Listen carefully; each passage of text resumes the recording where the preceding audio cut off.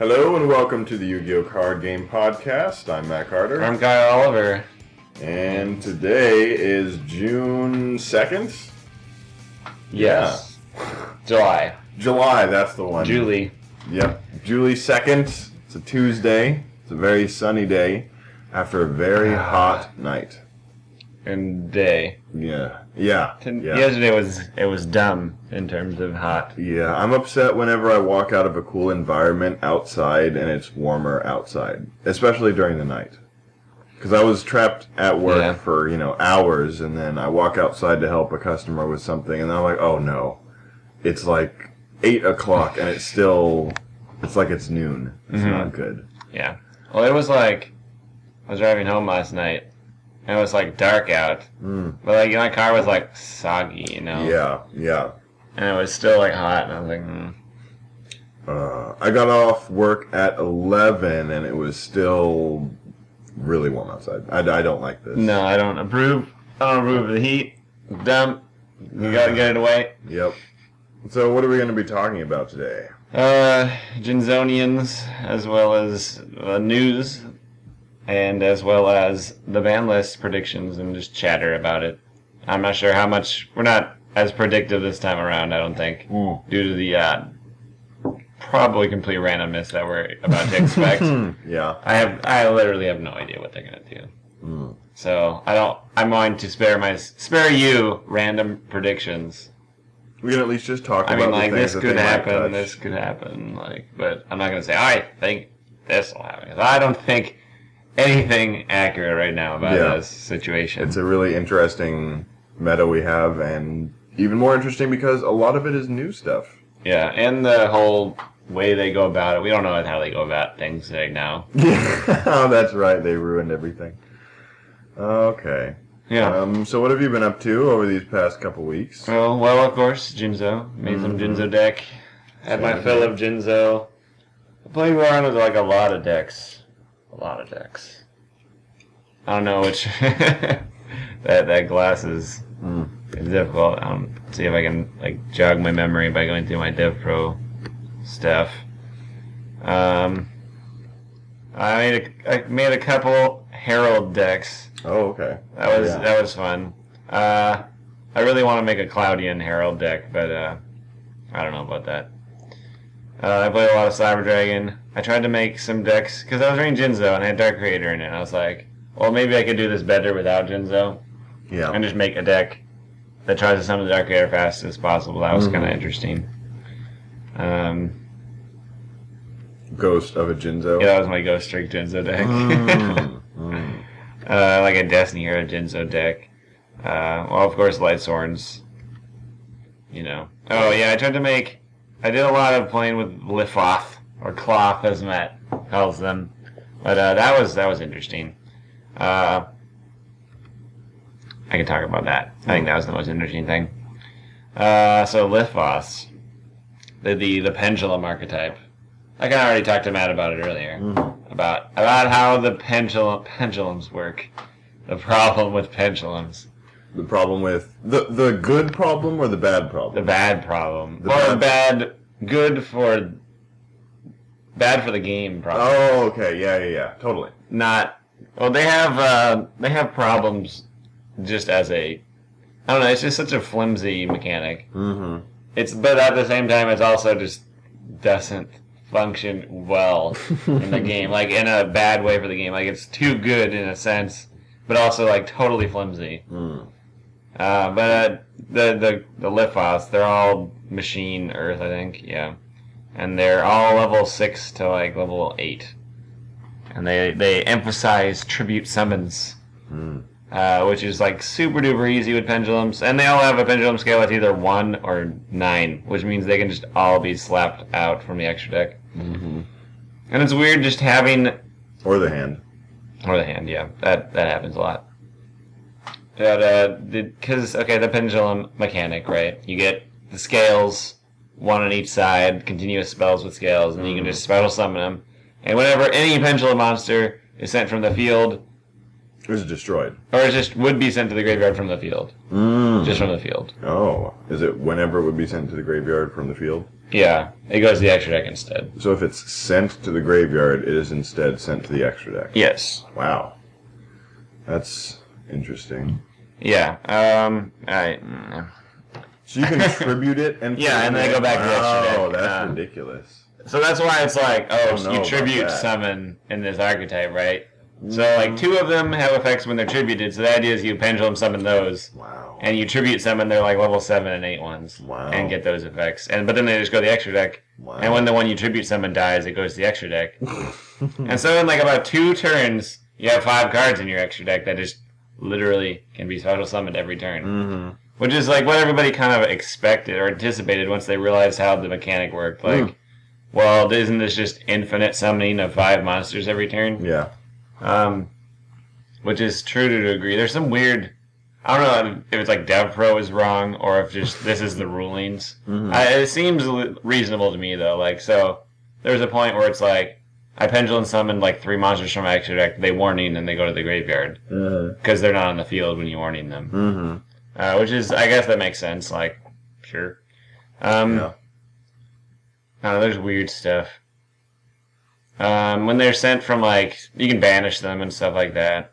Like, but it's not that easy to banish stuff. There's only, like, a handful of cards to banish. So then the idea, I guess, for when you play against them, because it's like, if you don't do anything to their scales, they're going to win, like, no matter what. Because how do you stop an onslaught of these level 6... They're all level 6 and higher first, so they all have, like, really good stats. They're all...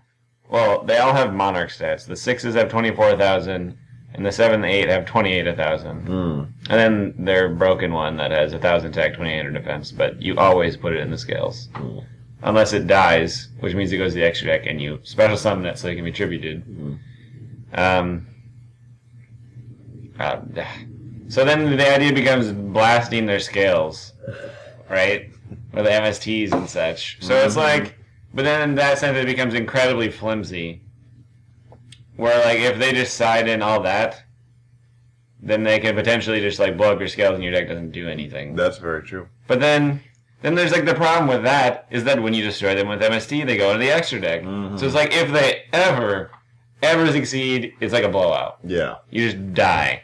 Because you're just putting them in where they want to go. The thing that I talked about last podcast was, I don't actually know if I talked about this. So anyway, the thing about current pendulum monsters is that they suck because they're not accessible. You can't search them really easily into your hand so that you can play them into your pendulum zones. I mean, you can get spellcasters out onto the field in ways, that's fine. But getting them into the hand, it's like you can't search them whatsoever. And the other problem is there isn't one has an 8 scale. There's one is that really bad one from the structure deck. Yeah, like it's either Astromancy Time Gazer or Magician, I think it's called now. I don't know. Yeah, they were Astromancy and Geomancy before, but now it's something like something Gazer. I think. I'll find out what it is. We can talk about that now for like a brief news portion. That's coming out soon, actually, isn't it? Yeah, this month. Space Time Showdown structure deck. How do they think it's functional that you buy one structure deck, right? Because that's what they assume you're doing. No, they don't. I know they don't assume you're doing that, but I mean, like, for a kid, you buy one. Yeah. You get 2 pendulum monsters total. Not even, like, multiples. It's pretty bad. Well, you can't do that. You can never, ever get your scale out. Incredibly inconsistent right off the gate. Time Gazer Magician it is. So Time Gazer Magician, 1 to 8 scale. But then at the same time, it has like a devastating pendulum effect. It's like it's a 4 if you don't have another Odd Eyes or Magician card in your scale. Yeah, 4 is worthless. And 4 is terrible. So 4 is a terrible number. Because you have to summon in between the pendulum numbers. Yeah, so that means if you have a 4 somewhere, if you have a 4 on your blue scale, which is the left one, you have to summon 5 and higher. It's just no. Yeah. The problem with 4 is most monsters are level 4. So that means if you have any 4s in your scale, you can't summon a 4. You can never summon the number that's on your scale. Basically, I think that's cool because it limits a bunch of level 4 spamming from your hand, I guess, but still hilarious because they just made a bunch of bad pendulum monsters initially. But that's what makes the Lithoth so freaking ridiculous is they only have 1 and 9. A 9 literally just encompasses the 8, which you're just like, oh, the 8 I thought was just like icing on the cake, because like I only needed to be able to summon 7 and lower, right? But they like severely limit them, I guess, by all of their pendulum effects, saying you can't special summon monsters from the extra deck. Oh, at all, I think. Yeah, you cannot special summon monsters that lift off monsters. And this effect cannot be negated. And they all say that. So, like, I have an extra deck, but it's completely useless. It was like, I made it as like, on the off chance that I, like, don't have any scales, what do I think I can summon? And it was like stupid things. And 3 Chimera attacks. And for the idea, like, oh, I don't want them to know immediately that I'm playing this deck. Oh, yeah, I have exactly. no extra deck, because it's pointless in this deck. You can't use your extra deck. But that also, like, severely limits what you can play in the deck as, like, if you make an engine, you can't, like, run anything that special summons. So I've been running Spirit Reapers. And then, of course, you can run Monarchs, which is what everybody's been saying, because you can just special summon them and tribute them for Caius. Makes sense. And there's, like, really good plays. Like, there's one called Archive, that when it's tributed, it returns a monster on the field of the hand, which is good for killing their monsters or bouncing your Caius back to your hand. And then the other one, when it's tributed, it destroys a spell or trap, which is really good with Caius too, because Caius always gets Chainlink 1, and then you put that on Chainlink 2, which means they can't, like, randomly Fiendish Chain it. You can't actually Veiler Caius either if they Archive bounce the Caius, because it'll go Chainlink 1, Caius, Chainlink 2, bounce Caius. So it'll resolve backwards, bouncing Caius, and Caius will be the last thing to resolve, and he won't be on the field to be negated. Oh, interesting. So it's really dodgy. And the Spirit Reapers, because you had a normal summon something, so if I'm going to lose, like if I'm going to not get my scales, or if I'm going to have one scale and not be able to special summon, I need something, and it was Spirit Reaper, so that promotes tribute summoning. That's hilarious. But and also they like the Dark Deck has like a built-in like fail-safe, I guess. Is they can all just be normal summoned without tribute, but they all become 1800 attack, which is fair. That gives them like a fail-safe, like I said. So you can normal summon the 2. That when they have tribute effects, they're fine. So you summon them and just play like control with traps with your 1800 beater, and then just tribute that one for a cool off, lift off monster. And then you get the effect, and then it'll be 2400. That's cool. So they kind of like have a bunch of like backup plans. Yeah. And then the 1 to 9 is a problem. But then I realized like if they just make a 9 scale that's like valuable at all, that isn't a Lithoth, then pendulums are just good. Like just make that deck. Why not? There's a couple things that need to be talked about, I guess, on the like ban list section that people are talking about. They're like, oh, they want to sell this, so they'll limit this. Or, like, will they keep us with a bunch of MSTs if they want us to go to pendulums? That's a dirty, dirty area. Yeah. I mean, I don't know if that'll happen immediately, though, because there's, like, no way they're going to be good, even if MST's banned, like, immediately. They're not going to be good with this space-time showdown. Those are both bad, so. Yeah. Had a lot of fun with the archetype, though, because it's freaking broken. The reason that it makes it like extreme is other thing that people were saying was like, oh, you can't like take 2 cards out of your hand and invest into this. Like that means you're down 2 cards at the beginning of the game. But then they made this card called the Lift Off Tool. It's a normal monster, but it has a pendulum effect, so it's like strange effect, but not. And it's just once per turn, pay 100 to add a Lift Off monster from your deck to your hand. Good. So it's the 1 card scale. That's a 9, so. That cheap. That cheap, yeah. Do you want to pay 800 life points to hasten the end of the game? Yes. Yeah, you just keep paying it. Because then, literally, because the deck moves so fast, they just go to the extra deck when they lose. And then there's this thing, the disc. If you tribute summon their level 7, it summons 2 of them from the deck that are destroyed during the end phase, so they just go to the extra deck. Oh, wow. It is like, it hastens, as he said. It's a hastening. That's pretty awesome. And I was like, oh, maybe I'll try to make a pendulum deck. So I looked at all the other ones, even the ones that like weren't released, and there's like no 8s. So I was like, oh, maybe I won't. Because I was like, I want to summon Odd Eyes, which is the 7 that blows itself up and searches, and then I'll play the 8 and I'll summon the Odd Eyes back because why not? But then there's like no way to do that. Nope. Not yet. Not yet. Well, I mean, there's gonna be. There's like no way they can't do that. Unless they're just like ridiculous. Yeah. I also made a deck. I called it Uber Jins. I feel like this deck would be really good. Is that Jinzo and Louis Jins? No. Jins? No. It's Uber Jins. Where the point of the deck is to... You're going to go. Mill. That's awesome. 3 Curry Bandit and 2 Needlebug Nest. Yeah. And I'm running the Senyo, the one that's like honest from the graveyard. And the point of the deck is... This thing is disgusting looking. I think it's kind of cool. Oh, okay. No, it's like a less... Thing. It's a more devastating version of Quillen. Mm-hmm. And the point of the deck is to summon Kagatsuchi and Mill 5. Because you just hit everything. And it was interesting. I feel like it could be more interesting if I played around with it more. But I was going to try like Tour Guide, Chaos Archer, BLS kind of garbage. It'd be, yeah. That's cool. That was a lot of fun. Ubergens. What about you, Matt? Jinzo stuff, of course. Let's see. I basically did a giant Dark Machine Jinzo deck. Oh, that one. Yeah. The funny deck. Yep. I don't know. I haven't used Malefics in a long time, so I put those in. I wanted to... It was also like a Dark Beatdown deck, so it had a bunch of level 4 monsters and Mystic Plasma Zone, which gives Dark monsters 500 attack. Yeah. And I looked for a bunch of fun, good, level 4 lower Dark monsters. So it had Donzalug, Getsu Fuma, which whenever it battles a fiend or zombie type monster, it destroys it at the end of the damage step. That sucks. It does. Doom Caliber Knight, got some Gale, and then Gen X Ally, Duradark, which becomes a Caius when you attack a dark monster, or when you battle a dark monster. Catastor. Or Catastor, right. Wait, doesn't it just like blow up once per turn? Oh no, yeah. Once per turn during your main phase, you can select one face-up attack position monster your opponent controls with the same attribute as this card and destroy it, but it can't attack the turn you activate the effect. That's right. Got that Jinzo, got that Fusila Dragon, the dual mode Beast, because I'm also running a Machina Armored unit. Once per turn, when a machine-type monster is destroyed by battle and sent to the graveyard, you can special summon one machine-type monster with lower attack and the same attribute from your own deck. Fun card. I always try to use that.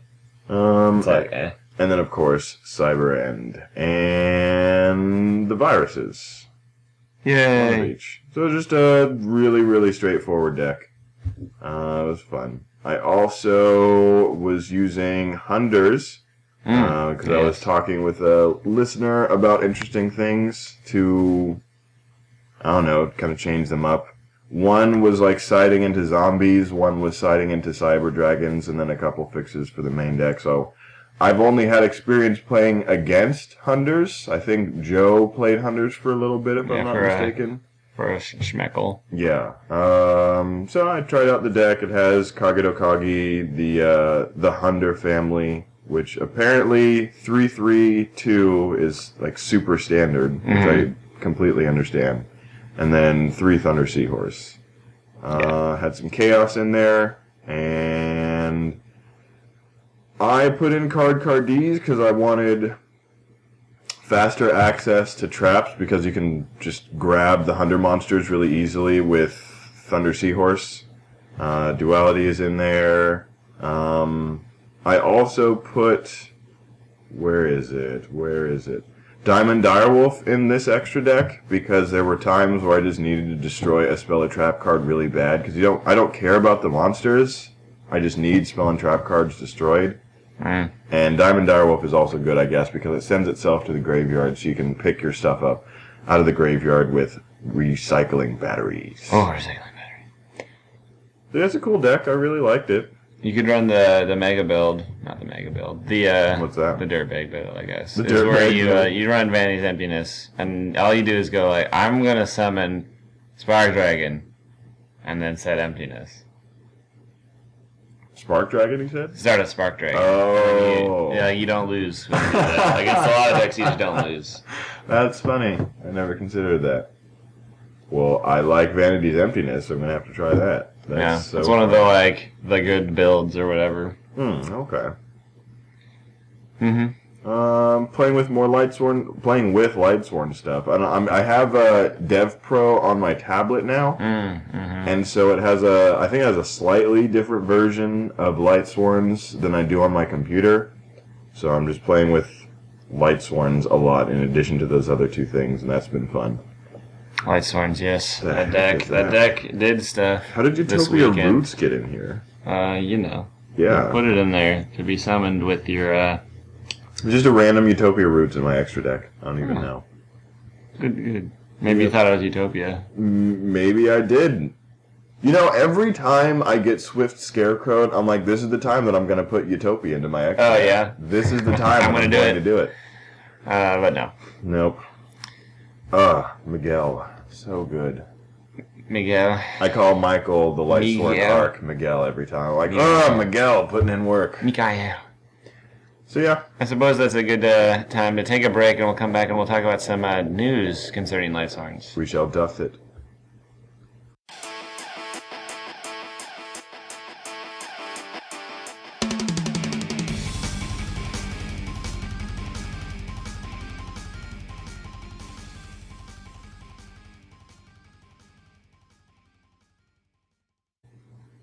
News. You snooze,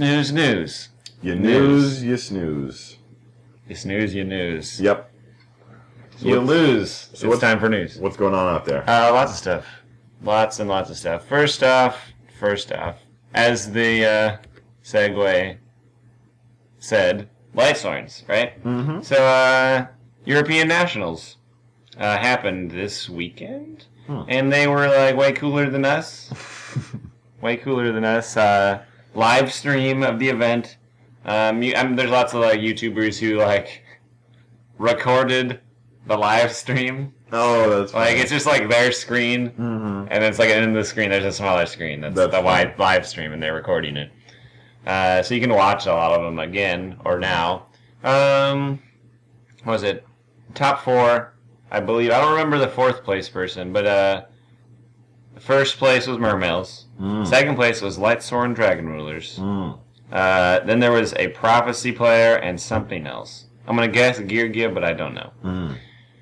Top 32.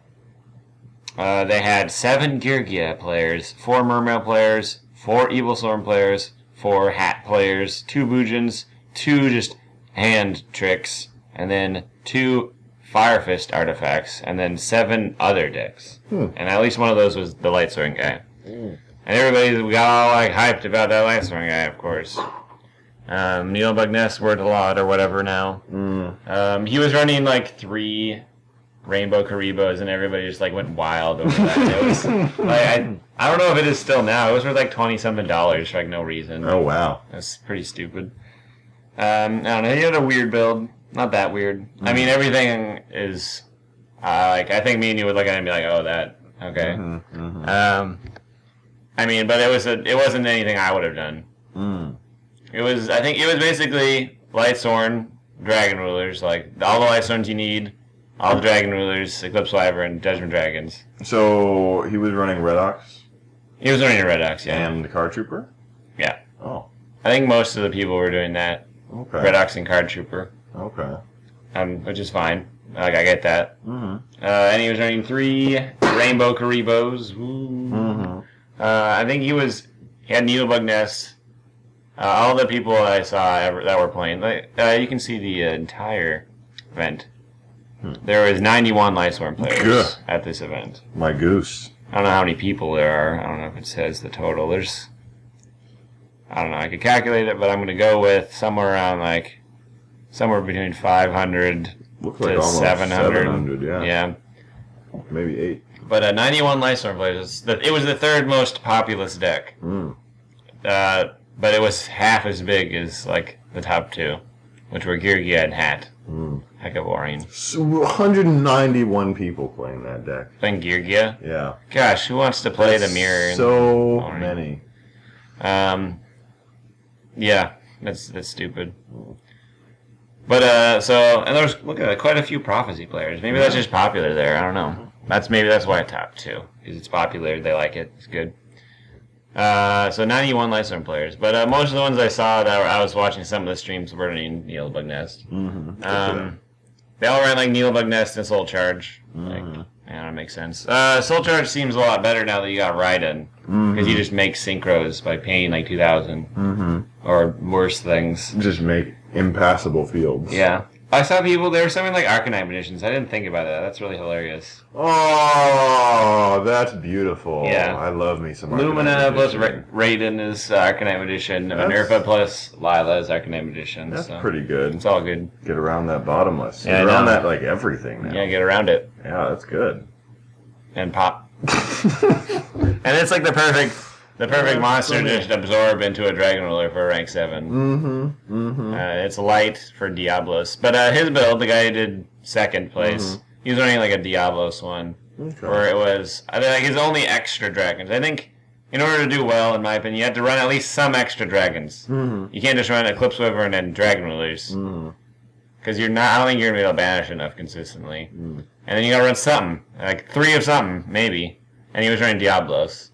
Makes sense. And that was his extra dragons. It's light, it's searchable with Eclipse Wyvern, and it's banishable if it ever goes to the graveyard. And it's 7, and it's all good. And it makes sense. He's running Rainbow Creepos, more light monsters for that. He was also maining at least 2 Phoenix Wing Blast. He had it too often for it to be 1. And like the rest of it, no Necrogardna. I mean, he just was relying on this Karibo. And then he had Honest. And the rest was, I think, just like nothing unexpected. Just Lysorn's spells that go with those. I'm not sure if he was running like, all of them were running like Foolish Burial or Mind Control. Which makes sense, both of those. Foolish Burial is good for sending Dragon Rulers, Eclipse Wyverns, Minerva if you're weird. If you need those names, you send Minerva. All of them ran at least 1 Minerva. Makes sense. See why not? Yeah. He wasn't running Debris Dragon, which upset me. There was a couple times where I'd like see him and be like, just get the Debris Dragon. Like, just banish that Tempest, get that Debris Dragon. And then he wouldn't. And I'd be like, why are you even running Trooper? Like, why are you even running that? I'm not sure if any of them are running Tidal. I feel like they ran Redux instead. That's right, 4 Dragon Rulers. Huh? I said that's right, there are 4 Dragon Rulers. Yeah, I usually run 3 nice. though, and it just seems like 3 is a better number because then you start clumping them. Like if you open 2, I'm always sad. I'm like, oh, that was bad. Yeah. It's like opening JDs. Well, essentially you open with 1 JD, like every game. That's just how it happens. And you think that'd be good, but that's usually bad. And then if you open with 2 Dragon Rulers JD, that means you open with 3 cards. Soon to be 2 cards. Yeah, soon to be 2. That's rough. And that sucks. So that's why I run 3. That means that you're probably going to have to banish one of those 3 cards. That means that's why I run 3 Dragon Rulers. So now if I open 2, I just got unlucky. That's all it is. I didn't consistently open that. I'm not running Dragon Ruler deck. I don't want to open Dragon Rulers. Yep. I just want to passively mill them for free advantage. But that was interesting. A lot of people were like, "Oh, if I'm Mermouth, we're dead." Oh, wait. And then he wins. He pretty much decimated the Lightsworn guy. That's what I felt like when I was watching the match. I was like, Was there an Abyss Gaius anywhere? No. He just didn't. He was like, I'm not gonna have any of this. Like, it's like he's like, I've been playing Lightsworns all day. Screw this garbage. I'm running Mermels. I win. Like summon monster. No, break the skill. You're gonna mill him? No, you're not. That's awesome. It's not happening today. Like, it was just like he knew what he was doing. He's like, you're gonna lose. I don't care. That's what it just looked like to me. And then, of course, it was a 2-0 for Mermels. Okay. I think on the second duel, he just like goes like, Glacia, and like, and it's over. And he like looks at his top card and handshake. That's rough. But that was interesting. Nats. So, and then they get 4 people going to Worlds. When is our Nationals? I should probably figure that out. Which is in Chicago this year, right? Chicago. Isn't it like I feel like it beginning was of August? I don't know. I could just check. Or was Chicago last year? What else can I use the new light? Wait, what did that say? What? No, go back to that. I want to know what that said. Oh, where else can I use? Oh, that's a terrible article. They're like, you could run Raiden and Bujins. And I was like, no, you can't. Let's see. South America. Central America. North America. Last chance qualified. North America is in Detroit. Oh, that's right. On the 11th. I forgot about that. Oh, that's in like next week-ish. Yeah. Let's go to Detroit, you guys. Gross. I just remember I couldn't go. Mm. If I wanted to go to Detroit. I actually would go to Detroit just to see it. See that place. Oh, it's almost Yu-Gi-Oh! Day. July 26th is Yu-Gi-Oh! Day. And Worlds is on August 9th and 10th. In Italy. In Italy? Oh, that would be in Rimini. Rimini. That'd be really nice. Mm-hmm. Yeah. I'm sure the Comic-Con is July 23rd. It sounds like they're going to be doing stuff there. We're going to see their products for the next year. Well, it sounds like this thing that the next bit of news is what they were going to reveal. Because this was what we're going to do for the rest of the year, and then apparently it went down off of their website. Like, between the time I found out about it and the posting of the podcast that you're going to hear whenever this is on. But, yeah. So, I guess I'll start talking about that. Yeah. It was basically them saying all the things that they're going to release for the rest of the year. So, what is that? Duelist Alliance is the next pack. Noble Knights are over, and they're like symbolizing that with this like box. But their new set, their new TCG exclusive series, is called The Burning Abyss, based on the Dante's Inferno. That's interesting. The set of, is it poems?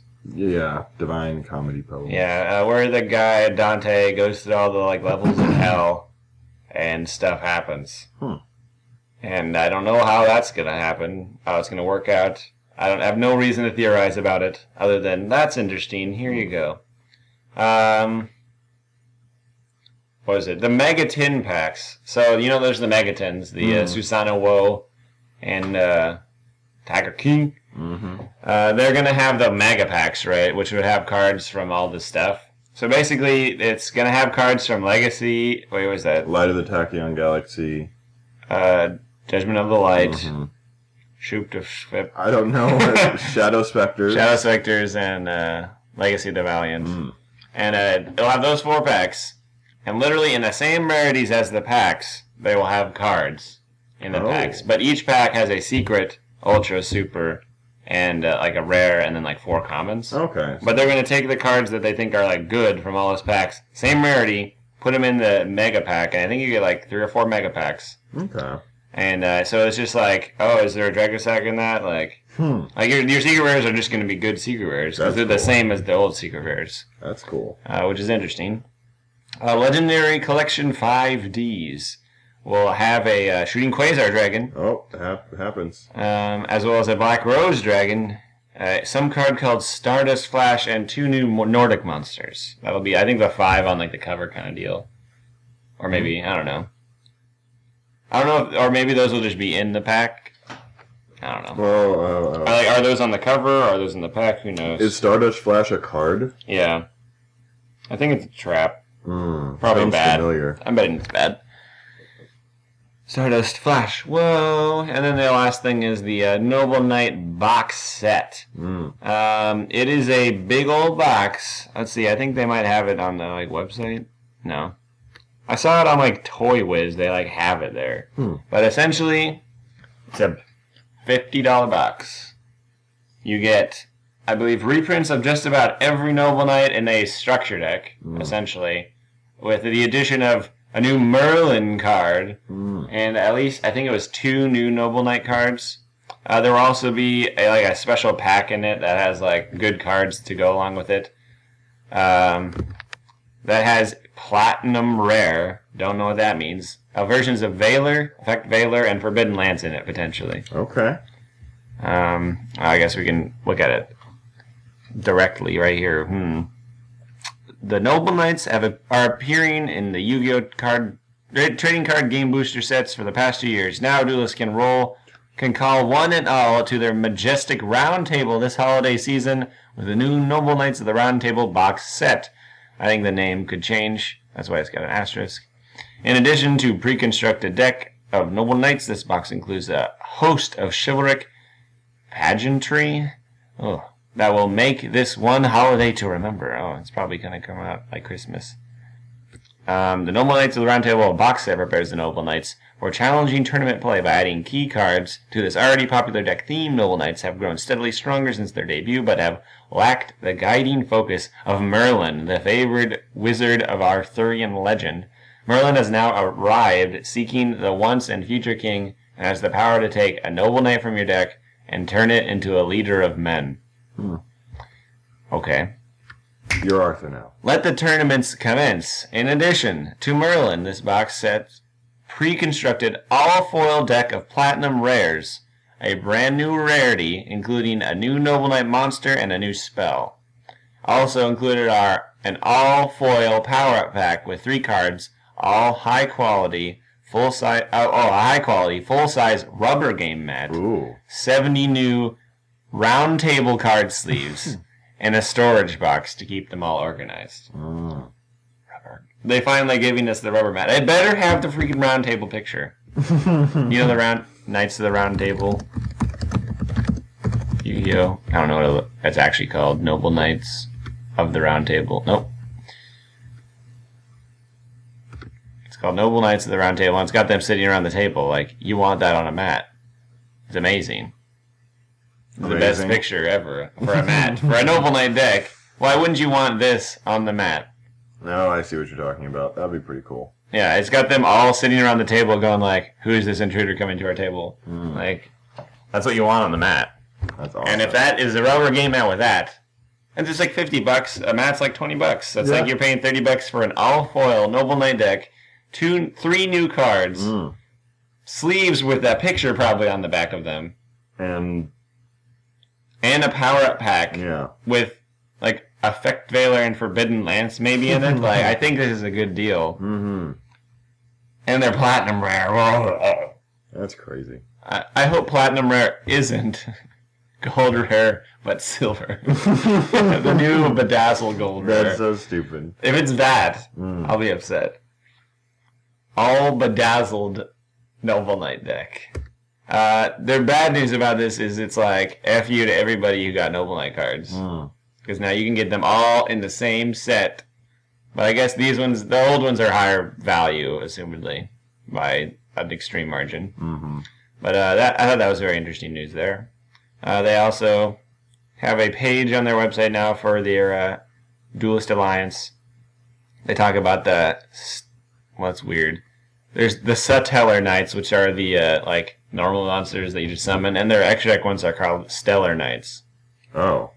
Then there's also Shadows, which are like, ooh, they're good. And then Super Heavy Samurai, Big Benkai. Yeah. And then the Yang Zing, which is the I think they confirmed the name as Weiram. Yeah, the Weiram type monster is the Yang Zing. These Chinese dragons embody the different elements of the universe. I hate how they say the Chinese dragons. They're freaking dragons, but they're not. I think that's all the news. I'm sure there's other things that are newsworthy, but I'll end with that. We shall take a break. And we'll be back with the main topic of the day.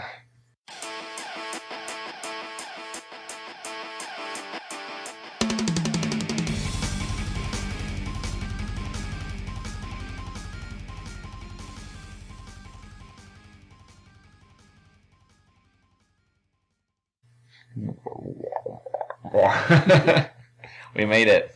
So we're going to talk about Jinzos a little bit, or Yeah, might as well. might as well talk about Jinzos. Abby, opening comments about Jinzo deck. Jinzo is pretty good when it happens. It's interesting. The deck I made didn't like legitimately summon Jinzo ever. Yeah, I'm gonna be honest, neither did mine. I mean, mine happened. Like, I could force mine to happen if I really, really wanted to, but it was just like, I could eat through their spells and traps right now instead of summoning the Jinzo. Yeah. Well, in my deck, Jinzo was a means to an end that wasn't Jinzo.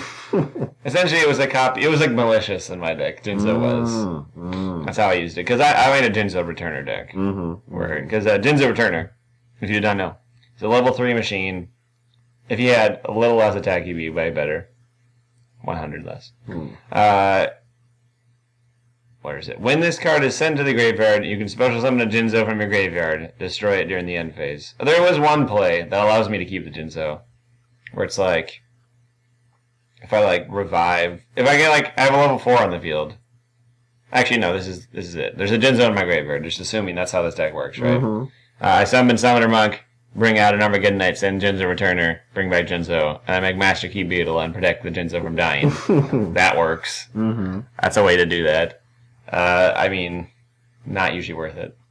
But that's like the only way it sticks around. But most of the time, he was this means to an end to make rank 6 Xyz. There's a lot of... I made one good play out of this deck. It was an amazing play. You can see there's 2 Exabeetles in here. So you make an Exabeetle using Malicious and Jinzo by bringing back Jinzo with the Jinzo Returner, right? You make an Exabeetle. And the Jinzo Returner and then you your graveyard. Equip the Jinzo Returner to the Exabeetle. And then you detach Jinzo to send Jinzo Returner and another card to the graveyard. And then you special summon the Jinzo. I was like, yeah. That's good. And you make a Gaia on top of Exabeetle. Sad news is the Malicious is now under your Exabeetle. Which is now under Gaia Dragon.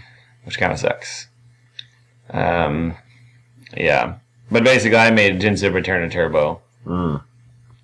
I made Dark Beatdown as like super straightforward. Forcing people to get rid of stuff and then playing Cyber... or Malefic Cyber and Dragon was basically all that I did, which is really, really simple. Did it win a lot? Surprisingly, 80% of the time? That's pretty good. Yeah. I lost like almost 100%.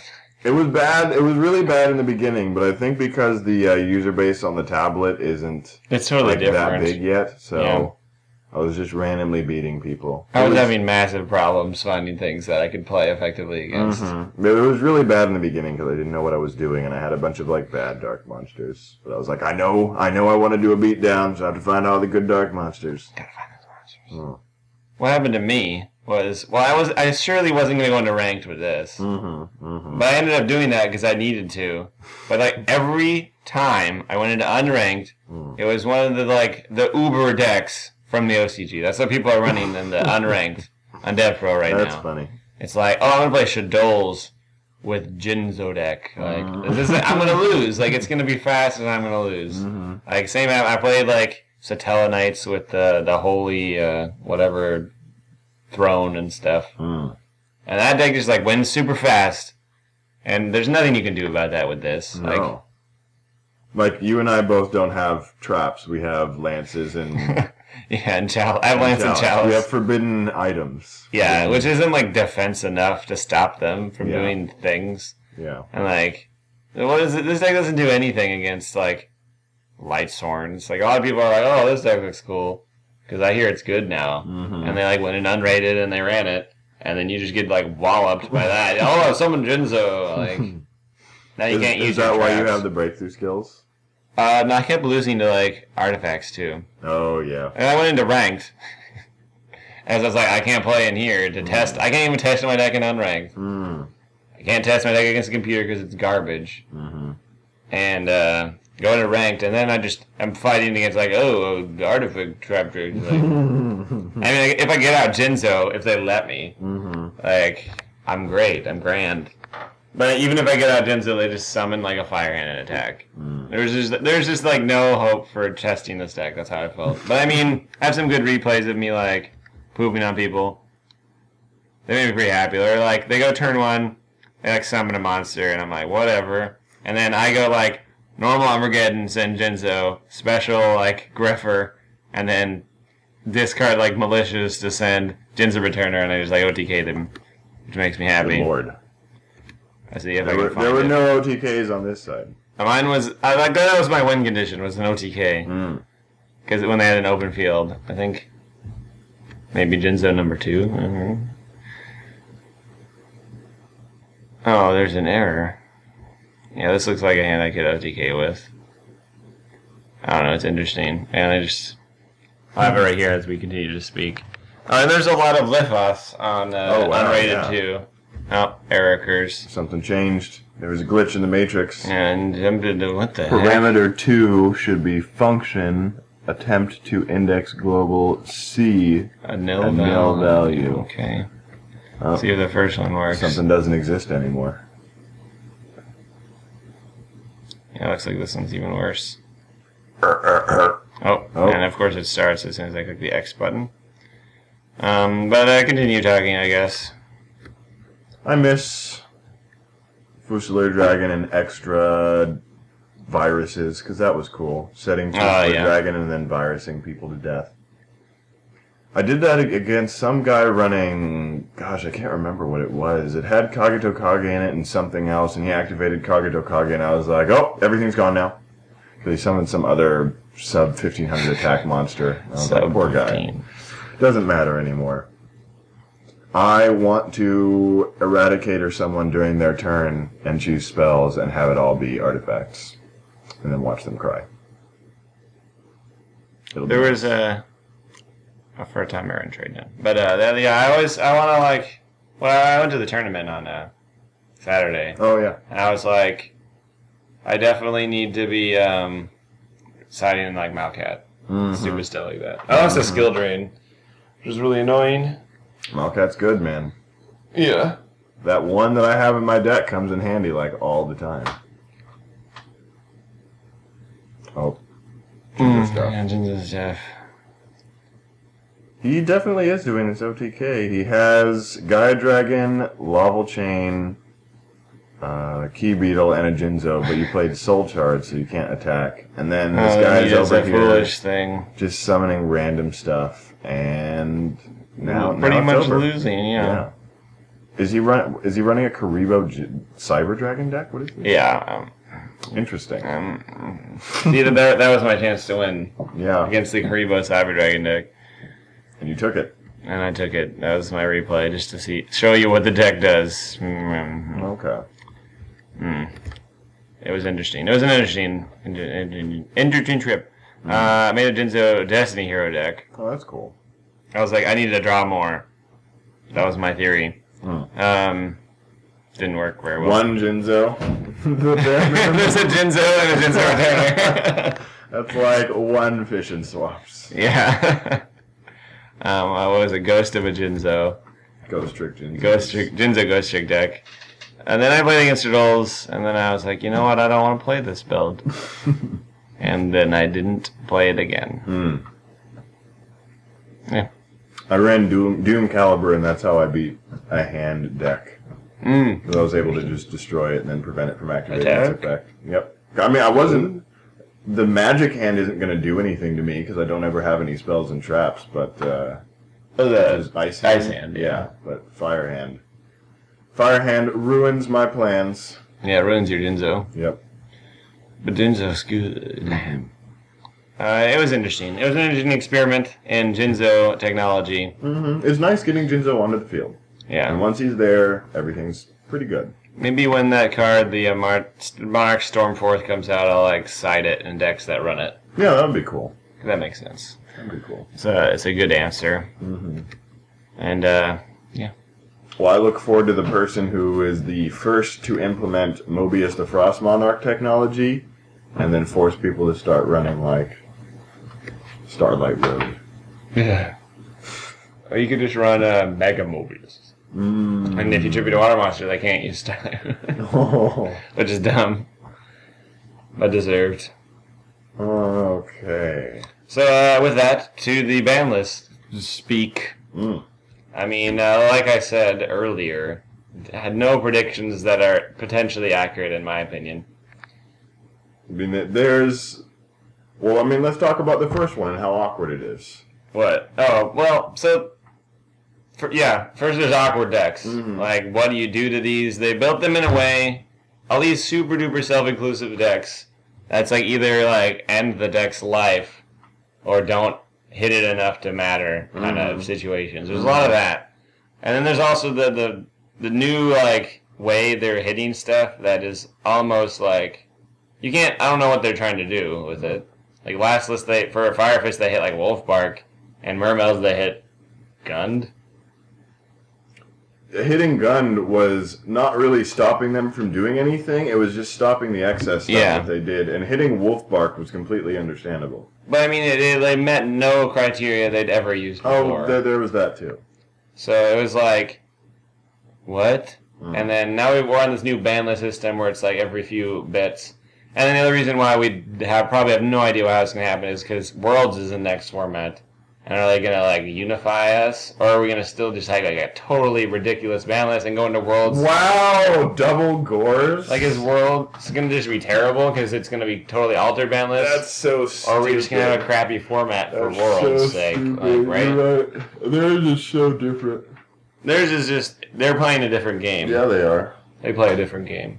Completely different. That's so stupid. Like, it's a problem there. It's a problem there. Or maybe we'll just use the ban list that Italy has because it's in Italy. That would be convenient. That'd be fair. Yeah. Wherever it's at. Yeah. We get theirs. So it'd be the European ban list, which would be TCG. Mm-hmm. Worlds in North Korea.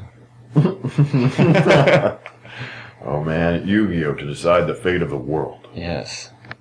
Yeah. And also, it's just like archetypes right now. They're not like, there's not a thing that's being a problem, really. There's no rogue technology. Other than maybe Soul Charge. But even that isn't, like, doing anything. And it's in that pristine new stage where if they touch it, it's stupid. I mean, they could. I mean, and even, like, I've never, in this entire format, I've never kind of been like, oh, dang, Soul Charge. Like, that's broken or anything. It's just been kind of like, oh. Hey, they had it this time. Good for them. Yeah, they have it. Yeah. Like, and their deck supports it well. Like, okay. Yeah. Pay 4,000 and beat me. Yeah, I mean, and maybe not. And either, maybe not. You don't attack, so I'm just going to be here. I mean, like, unless... Sometimes it's just like, why are you playing Soul Charge? That makes me upset. Just thank you for allowing me to beat you and wasting my time. But sometimes it's like, oh. But, yeah, so the first deck up here is essentially how I broke it down for what I was thinking. It was like, these decks are good. Stuff will probably happen to them. Completely reasonable. And then the first one is Yugioh. Which is awkward because not only are a ton of people playing it, so it would make sense to limit it, I guess, to focus on new stuff. But they're also making new Yugioh stuff. Yeah. So it's like... They're making new Yugioh stuff, so do they want to save some of it to make the new Yugioh stuff fine? Yeah. Or are they not caring? So you have written Gear, which is their trap card that's stupid. Then they have Yugioh Armor, which is a card that I personally hate. And then they have Yugioh Accelerator, which is the card that accelerates the deck towards victory. The card that makes it happen. Currently, at least. Yeah. And Yugioh Gear focuses on the level 3 monsters, which the new support is going to focus on. Yeah, right? it's clearly the card of issue right now. Yeah. It's clearly an issue, this card. But it's the card that supports the new cards that we don't have. So it's like, do they keep it because it supports the new stuff? Do they hit it because it's stupid broken? Konami, we don't understand what you're thinking, so how can we guess? How can we make a guess? Right? Yeah. I mean... Is there anything coming out in the new pack, which is what, Duelist Alliance? The new pack? Yeah. Okay. Is there anything coming out for the new Yugioh support that would warrant them banning Yugioh Gear? Like, is there some kind of GG replacement? No. Like, there's the new cards are like Yugioh, which I think is like a searcher. And then there's also the level Yugioh Mark III. I think it's when it's special summoned. It special summons another Yugioh from the graveyard or something like that. So it's like only use is with Yugioh. Or you could summon it with Mark II, and then get its effect. But then that's like gross. I think it has some like crippling stipulation at the end of that. I can look it up right now. Yugioh Mark III. Yugioh Mark III, here he comes. He only has like 3 fingers. No, he's just putting his entire hand out there. Why would he do that? Oh yeah, that was a problem. Remember? That's so dumb. Yeah, he's just being wrong. He's stupid. He's as broken as Yugioh Mark V. That's how broken he is. He's like, screw them, I'm Yugioh Mark V, even though I'm the third one. When this card is special summoned by the effect of a Yugioh card, special summon a Yugioh monster from your hand or graveyard and face-up defense, except for Mark III. Its effect is negated. You can only use this effect once per turn, and you cannot special summon monsters during the turn you activate it except Yugioh monsters. Yeah, that was that crippling death effect. So, like, the turn you summon it, so if you go, like, Mark II to Mark III to, I don't know, Yugioh, you get 3 level 3s, but all you can do is summon Yugioh monsters. Now, there's only the one Yugioh monster, the new triple rank 3 Xyz that goes with it. Does it have to be summoned by a Yugioh monster? Did you say that? Is that what it was? What? Like it has to be summoned by a Yugioh card. Oh, okay. It specifically says card. Is there any other Yugioh card that summons Yugioh monsters? There's only Mark II and Yugioh. I don't know what the rank 3 does. The triple rank 3 is called Yugioh XG. Oh, I guess you could special summon Mark III when your Yugioh leaves the field. That's true, but that's still a monster. Huh? Why does that matter? Oh, I was wondering if there was a Yugioh card other than Yugioh that special summons. I don't even think there's other Yugioh cards other than Gear. Yeah, it's the only spell and trap they have is Yugioh. Okay. I'm just saying they stated it specifically to be card and not monster, so they didn't leave themselves room. Or I guess they did leave themselves room, technically. And then what does this do? During either player's battle step, when an attack involving machine-type monster you control is occurring, you can detach a material from this card and negate the effects of all face-up cards your opponent currently controls. Also, your opponent can't activate cards or effects, and the changes last until the end of the damage step. And when this card leaves the field, you can target one other Yugioh card in your graveyard and add that target to your hand. So, Yugioh card, add back Yugioh, summon more level 3 Yugioh monsters. Well, I think this thing just perpetuates itself, where it's just kind of like, you've summoned it with your Mark II. Mm-hmm. And this thing can, essentially, when you attack, and you activate its effect, your opponent can't activate anything to it, because that's what it says. Mm-hmm. I think. I attack, and I detach, yeah. And then they can't activate stuff. And then when he dies, you get back the Mark II, which summons Mark II into Mark III into Yugioh into this. I mean, that's dumb, because this effect is like, if it goes through, you get a bonus, because they can still stop it. Yeah. Short of Compulse not doing anything to it, but still. But it's like, eh. And then I think this is the other one, Yugioh. He's an Augur. It's got 500, 500, and this card is normal summon, add a level 4 Earth machine from your deck to hand, except for Augur. Also, you cannot special summon monsters except machines for the rest of the turn, nor declare an attack for the rest of the turn. A lot of people saw this card and they're like, well, they can limit armor, right? If this exists. Because this is the Searcher. Yeah. Which is a fair thing, I guess.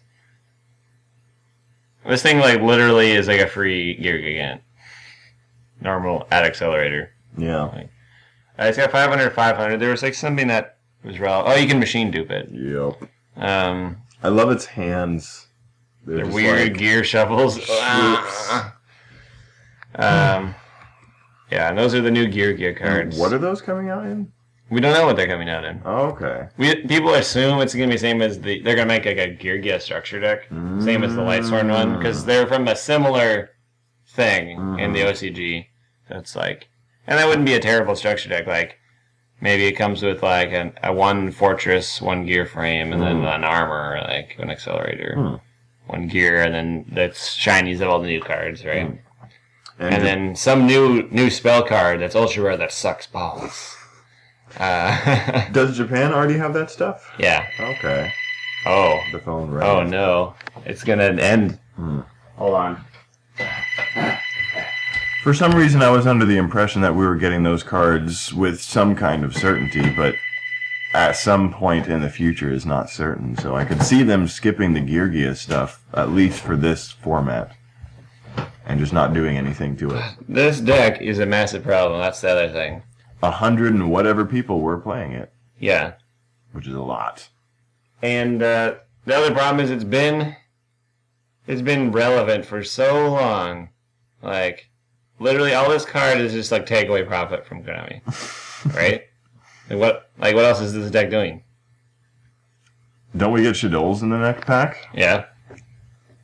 Shadows stop special summoning ridiculousness, but it doesn't stop searching. Heroes stop searching, but we don't know when we get that. Oh yeah, we don't know. We're gonna do that. I don't know. How are Gear versus Shadows? Maybe if they run enough of the right traps, they'll deal with it. Who knows? Mm-hmm. But still, something could be done. And right now, I think getting rid of Gear for the format and then having it come back when the level 3s are released and they're rank 3 might be something. Just kind of curb the enthusiasm for Gears right now. Yeah, I'd like, if it was me, I would ban Gear. Well, if it was me, I would ban Gear and limit Accelerator to 1. Yeah. That's what I would do. Well, I am not in charge. I like Armor's. I think Armor is like an interesting way for that deck to function. Mm-hmm. The problem is like everything in that deck is stupid, so it functions too good. Mm-hmm. But I'm fine with them like having like a strategy based around like searching with that. Yeah. If they don't have a card that immediately is functional. Because what do you go for when you activate card A? You go for card B, and card B is currently Accelerator. You always keep adding Accelerator. There's no option or variation there for you to do anything. No. Like and you like MK2 is amazing, but it's only amazing when you have accelerators and gears everywhere. Mm-hmm. So if it was me, I would ban gear, and but realistically limit it to 1, and limit accelerator to 1. Mm. There's absolutely nothing wrong with limiting gear to 1 because it's an overpowered card. Mm-hmm. But one thing I always hate is the idea of like limiting to 1 cards that are powerful. Mm-hmm. But aren't like, they don't do anything inherently like busted, so you don't ban them, right? Mm-hmm. But the problem is, it's just like it makes this metagame that we're in right now, and we're going to be in forever, where it's like, when they draw their 1 card, which will happen, you're going to get blown out for no reason. And it's dumb. It's like, oh, you drew Charge of the Light Brigade, that's game, like, you did it. Like, on the off chance they draw it, they win. Like, that's how it works now. I don't like that. But they have shown the ability to ban those in the past. At the beginning of this seasonal format change, they got rid of a bunch of crap. Yeah. I don't expect them to do it with Gear for some reason. I feel like archetypes are a little off limits. They took a hit to all the generics.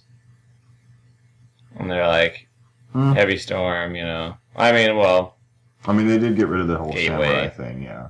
But that card was literally... That was specifically for them. It was stupid. But I mean, that card literally did, like, broken things. No, yeah, I agree. But you're right when you said they got rid of things like Super Rejuvenation and whatever that other card was. Return, yeah. 6 cents. And obvious cards that people hated involving things that judge people. Like Tying and Final Countdown. That's funny, yeah. Yeah, but next deck... as I said, I've got a big list of decks that are relevant. Deck 2 is Dragon Rulers. Deck that's been relevant forever. I don't know if they'll do anything to this deck. Maybe. I'll say what I expect. I expect them to limit Shine to 1. What I want. It also makes... I also don't want this, but I think they should ban all the Dragon Rulers. This would make me sad because I'm running Light Swords. But I think this is the best idea for the game is to ban them all because literally they can't make dragons ever again. Like cards that are dragons that are good, they can't make them. It's impossible. Well, they're not. Because they can't. No, I know they can't, and they're not going to. They created a whole new archetype in order to keep doing that. Yeah, they're like, oh, we want to make more dragons, so we made a new type. Because we can't make dragons anymore. We made a new type because we can't make dragons. Yeah. Like, they can't make dragons, and literally, for the remainder of the game, unless they just escalate the game indefinitely, Dragon Rulers will be good. They'll be a good deck. There's just, like, unless they start doing stupid things, they're like, oh, Blue Eyes to 1, right? Like, things that are clearly not broken, like, trade into 1, like, Oh, Dragosex banned. Like, can't run your deck now. Now can you? Like, they start doing stupid stuff like that. They either have to do that, or they're going to have to ban them eventually. That's how I feel about it. Why do they have to ban all 4? Why can't they ban, like, 2? That's just silly. I mean, But which one's the most broken? Definitely not Blaster. Definitely not Blaster. And then it might be one of the other 3. You could argue a pretty good case. Okay, well, we'll ban the ones that are being used in another deck right now, so Tile's banned. Tile's banned. That's funny. Tidal and either... Tidal and Tempest. So we can have the Brew Dragon to 3. That's good. So we can have Redox. We have the 2, like, the high defense and the high attack one. Yeah. I'm fine with that. Yeah. I literally am fine with that. That's cool. Because, I mean, just turn them into, like, lesser forms of Dark Arm Dragon. Because Dark Arm Dragon is still around, and that card is pretty good. That's another one of those cards that's like, they should probably ban this. But they just leave broken cards around because they're not broken enough to ban them. All 4 just seems like we're just going to hit all 4 because they have basically the same name. Like, just try to leave. They are. They're the exact same card except for their colors. But no, just leave a couple. And the good news is we would get droplets back. Oh, that's funny. We get all the babies back. Most people say when they ban them, we get Ravine back. And the babies. There is almost no reason to keep Dragon Ravine banned. Yeah. Dragon Shrine is clearly not an overpowered card. But now it is. And then the last card for them is Soul Charge. There's a lot of decks that just have Soul Charge in them and makes them a lot better. This is another one of those decks. I think there's like 3 decks. Well, 4 counting Light Swords now. With their tuners making that pop. That can use it. There's Dragon Rulers, there's Infernities, there's Light Swords, and then there's Sylvans, which are like partially not on the map yet. They're kind of there. Sylvans? Yeah. They're on the doorstep to the meta. They're like, can we come in and play? And they all do stupid things with Soul Charge usually. Upsetting things happen when they play Soul Charge most of the time. You're like, oh. Like, what was that? I was playing against like Infernities online. It's just like, okay, I stopped all their cards, and they have 1 card left set and no cards, and it's like, oh, Soul Charge. And then they win. They won. And I was just like, oh, that was all I needed. That's like not fair at all. Like, for decks like that alone, it almost makes Soul Charge viable for limiting to 1. Because it's literally just... Well, that's just how Yu-Gi-Oh works. If it's not fair in 1 instance, it should probably be hit. Not that it's unfair in other decks. But the 1 instance makes... They ruin the party for everybody. Unless they do something else to Infinities, like Archfiend to 1. Which seems rude. Then again, the way that deck functions is not good for the game at all. Not at all. Just no, stop, don't. That's what they say. That deck literally can only, like, ODK wildly and just, like... It's either a glorious victory or a total flop, like... And it does it in, like, the most sacrilegious way possible. It's like, if I go first, I, like, won. Like, there's nothing you can do about it. You can't do anything. And it's like... That's just how that deck works. Like, it's the most polarizing deck ever. It's, like, so low strategy, it's kind of upsetting. I don't like that deck at all. Pretty sucky. It's pretty suck. But that's like there's like what else in Dragon Rulers is viable to hit? You can hit anything. Like Dragon ban. Ban to Dragon. Ban. Yeah, I like the idea of a ban Tidal Tempest. Yeah. Can't search the Brew Dragon though. Yeah. Sad. I know. I mean that's why you would do it, because that's so good. I mean, discarding stupid earth monsters for Redox is whatever. Yeah. And then Blaster. Oh no, search your normal fire monster when you banish me. Hey, Lava Guard. Or no, Flambow Guard. Now I can search. Cool. Now I'll Gold Sark into my Redox to search my Tree Dragon, right? Yeah. Yeah. Now maybe I run 3 Water Dragons. I don't know. Yeah, so that seems legit. I bet somebody could make a deck called Half Rulers or something. Next deck, Budgeons. I don't think they're relevant anymore, and they're going to slowly become completely irrelevant, in my opinion, as people stop playing them. But Tenki, that's the only card in that deck that I thought was anything. And even then... I'm completely fine with nothing happening to this deck. Yeah. They have their chance. They don't do anything. I mean, they were stuff, you know? They were one of the top 5, I think, in amount of play for the European Nationals. Mm-hmm. They still got that following. Mm-hmm. I'm not saying they're bad. I'm just saying compared to the future and where we're going, they're never going to in literally one place. Yeah, they're never going to stand up to the new cards of every pack. They are fantastic at what they do. Which is not being the best deck. Mm-hmm. Then there's Mermels. Mermels is like the same boat as Yugioh. Boat puns. They've been good way too long. Kind of theory. Yeah.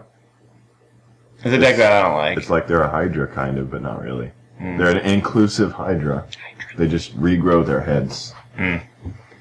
Hydra. The plant Hydra, has that become anything?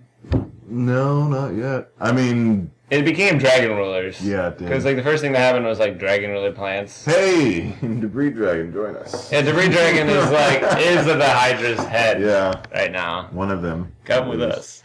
And maybe they'll fall back on their lower head once the Tidal and Tempest get banned. Tidal and Tempest, yeah. It'll be sad to see them go. And they'll run plants with Red Ox and Blaster. Mm-hmm. Do you know how happy I'd be if they banned 2 of the Dragon Rulers? That'd be really awesome. So happy. We predicted it. We predicted it. But Mermels, there's that deck that's just been... literally, since they came out, I think, they've been in the highest tier, pretty much. Mm-hmm. Except for, Dragon Ruler format, which was a joke of a format. Mm. But even then, you could try. And then they've had a lot of stuff limited, and they're still doing it. What do they have limited right now? They have Dragoons is to 1, Divas to 1, Diva Gun is to 1. And yeah. I think that's it? Yeah. Yeah. No other random... Title to 1. True. But, so you could hit them right in the balls and limit Spike to 1. And then they'll be a bad deck. Or it could be nice and limit Sphere to 1. Mm-hmm. Which is just, that's cute. And or we could limit Abyss Chest to 1, which is the middle. That's what I felt like. Those are the only cards, you can't, what else? You could limit Lind to 1. Why? Yeah. Or we could just limit the Sphere. Yeah. Ban Abyss Kaios. There's just a limit Undine to 1. Yeah. Wow, yeah. It's just, those 3 cards are the only ones that are, relevant. And,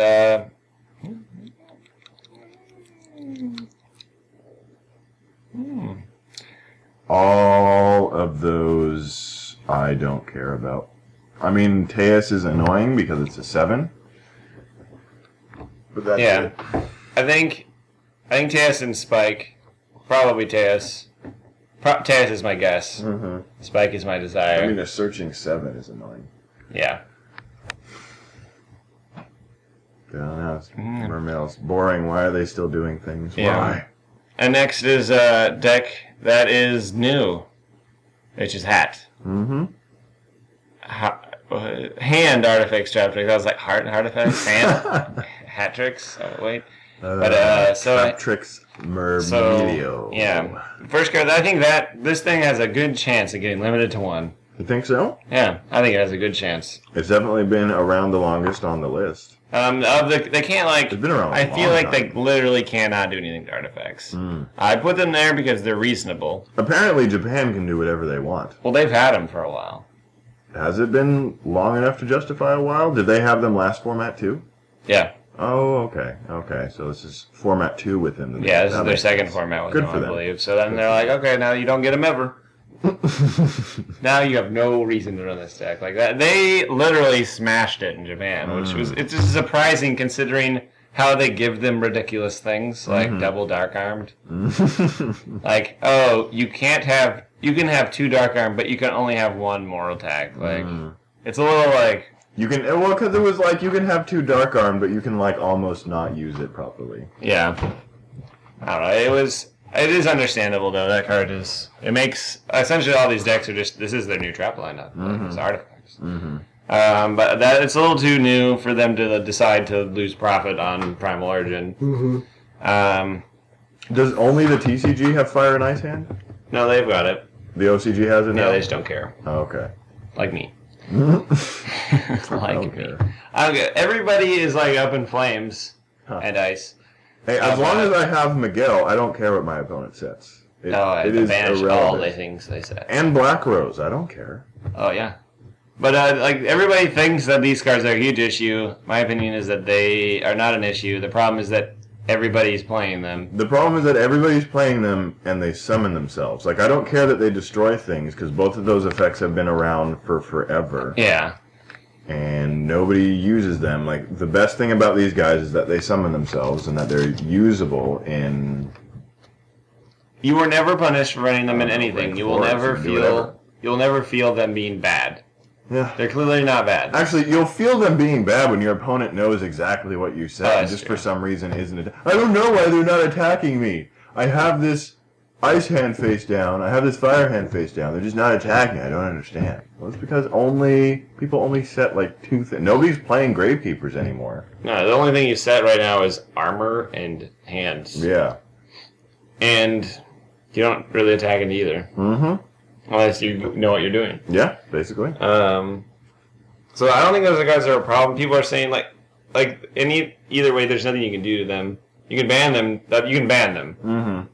Which is stupid. They're not that good. You can limit it to 1, which is like saying don't use them ever again. The only thing you can do is limit them to 1 because most people like to run 2. Yeah, they run them in 2s. So. Yeah. So limiting to 1 is just so pointless. Yeah. That means you only get 1 of their effects. You shoop. Oh, that's true. That's really? Yeah, because the second one won't do anything. Because they can't summon anything. Is that how that works? Yeah.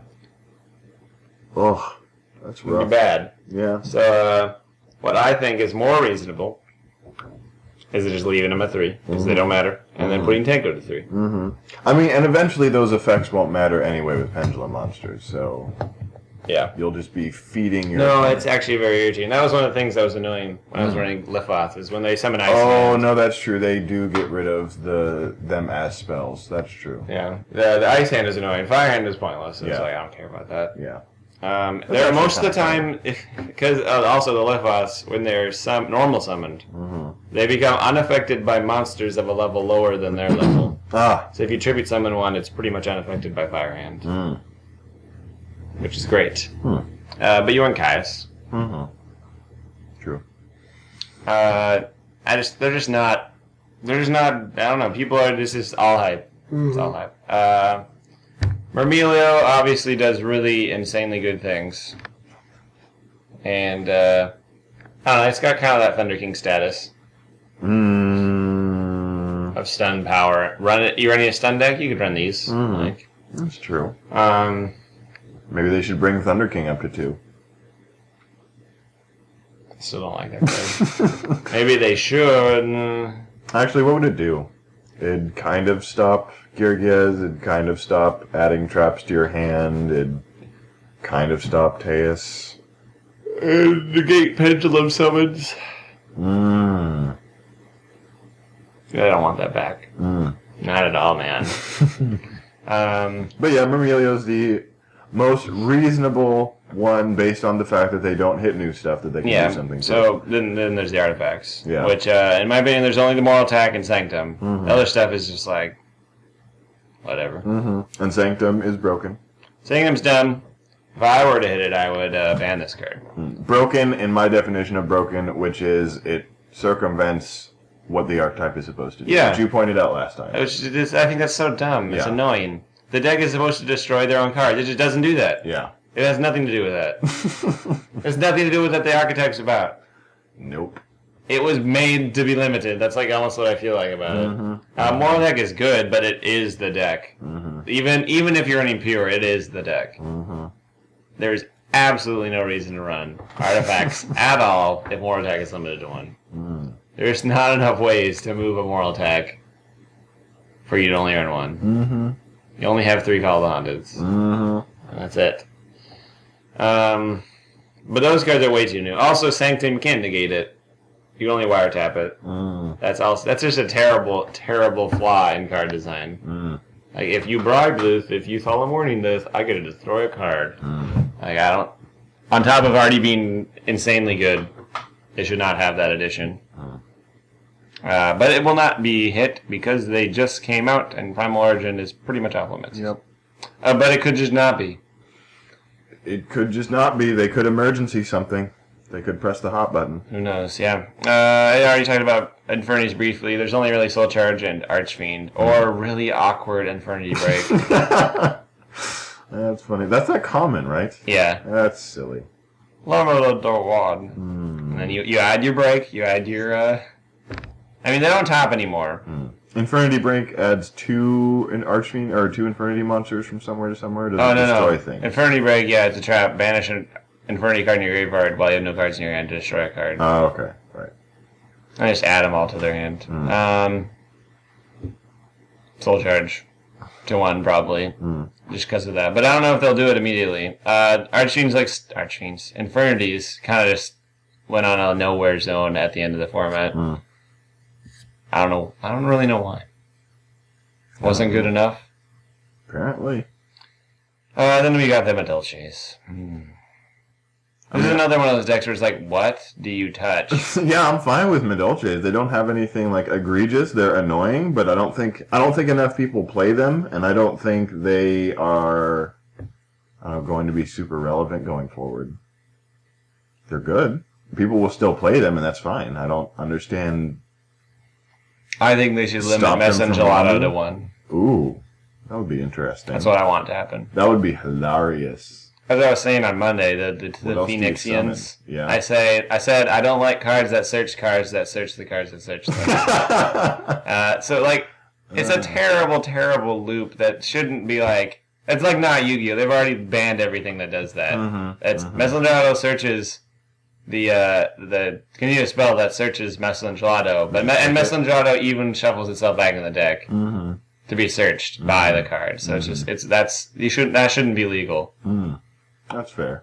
And it makes the deck like it just puts it on this kind of like scale of like it's like now it's on this like swinging scale of did you do it right? Like now it becomes you're playing correctly, not just like auto. Because then you can like mess up. You needed a messenger on the deck, and now you have it in your hand, etc., etc. It just makes the deck more skillful. I understand that. Rather than sacky. Not hoot cake. You don't want to get rid of the hoot cake. No. I feel like people in the past were already running 2 of it. Because you don't really want to draw a bunch of it. And it's super searchable. Yep. And especially with the new card, what's her name? What's her face? Angeli, yeah. It's kind of pointless to like limit cards like that. I mean, they could.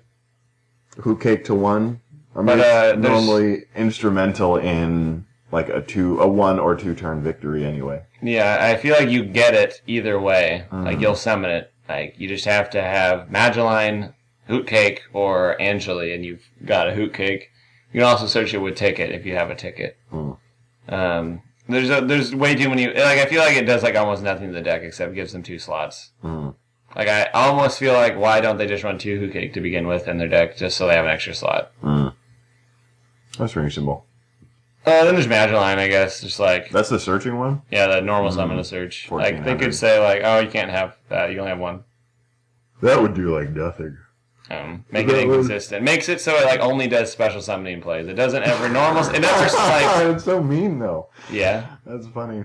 That makes it so like it can only do aggressive plays. It has nothing passive, so it's like they can't play slow anymore. There's no waiting for them. Yeah, which would be interesting. I think Mageline and Messinalato would be the most interesting for the deck. Make it more down to earth, reasonable. The only thing. Then the spells and traps are like the problems with that deck, in my opinion, but they run 1 of each. Defigure, Vanity's Emptiness, and a bunch of other random stuff. Yeah. Medolce Palooza. But I mean, like, the field spell's a really dumb card. You can destroy my monsters. That's what it says. And worse, I get them have effects twice. Hmm. And I don't know. I don't like that card. I don't like Ticket. Like, I am fine with cards that after a certain amount of time, you have a group of cards that basically forces your opponent to lose. Like, having the field spell, which is Chateau, Ticket, and then, like, a Knights. I'm fine with that eventually happening, but they do get it incredibly consistently and quickly. Oh, it's just a single play gets you both Ticket and Chateau. Mm-hmm. And on top of that, it might OTK you. Mm-hmm. So it's like, in addition to OTKing you, they get cards that make them win. Mm-hmm. Yep. So I don't like that. That's why I was thinking the Messenger Auto one. Like, okay, if they want to like be consistent, they have to run more of those cards that clump bad. Mm-hmm. Like, they gotta run 2 Chateau, 2 Ticket. And I know they don't want to. Other relevant things. Is it into the future? We gotta know about what they're gonna want to sell in the future, right? Mm-hmm. The Chateaus and Satella Knights, maybe. Anything you think they'll give us for those? They don't need to give us anything for Chateaus. They're already good. I know. What even is on the list? That they could give us back? Yeah. I don't know. Light and dark monsters that are random. They could give us... Should give us Cyberjar. Disc Commander. Dark Arm Dragon. They run 2 of those in the Japanese build. They could give us Honest, which they wouldn't use. More Magician of Faith. I hope we get more Magician of Faith, because I wouldn't use it. Yeah, there's like nothing for them. Which is like the first time that that's happened. Foolish Burial? Please don't. Older Darkness, please don't. Oh, 2 Foolish Burial? Please don't. I could see Limit that. Shrine to 1, Foolish Burial to 2. I could see that. That would be funny. They should never bring that card. Lightsworn Shadows go. Yeah, that's a happening idea, though. that like works, literally. Yep. I've seen, like, sometimes on Streak they have, like, deck lists where, like, person runs 3, Felice, Lightsworn Archer just in the deck. Oh, really? That's for the funny. trolls. That's funny. Because it doesn't matter. Mm-hmm. The deck is too good. Satella Knights, on the other hand, they can use Honest and Reinforcement to the army. There's still time to put Honest to 2. And there's still time to put Rhoda to 2. And there's still time for Noble Knights. Mm-hmm. It's all ready. We're ready for it. My body is ready. Mm. I don't think anything else really affects that deck. I guess Reasoning, maybe. Monster Gate is good in that, maybe. I don't know. Because they all have effects when summoned, but I don't think anybody would run those. Monster Gate would be kind of pointless. A lot of people were talking about like 1-for-1 coming back. The reason I don't think that card should come back is because it limits card creativity for their building cards. They can't make level 1 monsters if that card's at more than 1. Because then they can all be summoned. And then I have a list of things I think that are like completely irrelevant on the list. Not completely irrelevant. Things that could come back. Mm-hmm. I have Cyberstein. Cyberstein's at 3 in Japan. And we're not going to do anything with it when we get it. Yeah, Sinister Serpent. Cyberstein is pay 5,000 life points to special summon a monster fusion from monster. a fusion monster. Okay. Which is like not helpful, pretty much. Mm-hmm. I mean, I'm sure it'll work sometimes. You can summon your Cyber End Dragon. Or your Cyber Twin Dragon. Like, it's like a worse version of Malefic Cyber End. That's what Cyberstein is. Sinister Serpent, we've talked about this before, but it's probably never coming back on Precedence. Dark Strike Player because of that errata. And we don't know if we're going to get the errata like when we get the new rulebook or something, or if we're ever going to get it. Things that are limited to 1, there's like Gale. I guess. Dandelion, Debris Dragon. A Magician of Faith. Magician of Faith, not good. Bestiary, Formula Synchron, Monster Gate, and I said Sacred Sword. That card's terrible. People were talking about Reborn Tengu coming back. Yeah, Reborn Tengu. Yeah, I'm fine with that. I'm fine with that. Never.